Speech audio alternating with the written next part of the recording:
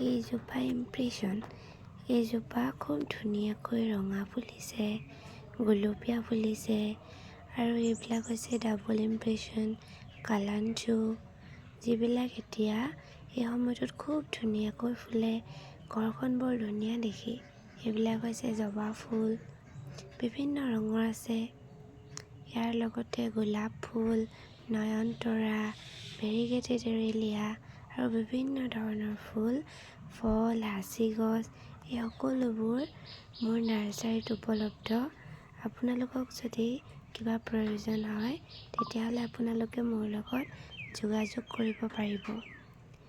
এই জবা ফুলবিলাক খুব ধুনীয়া লাগে যেতিয়া আপোনালোকে এটা ডাঙৰ টাবত দি দিব। এইবিলাক হৈছে ক্ৰিচেণ্থেমাম, কেলেণ্ডুলা। এইবিলাক আছিল ছিজন ফ্লাৱাৰ। বৰ্তমান এই ফুলি প্ৰায় মৰহি গৈছে আৰু ইয়াক নেক্সট ইয়েৰৰ বাবেও ৰাখিব পাৰি। ধন্যবাদ।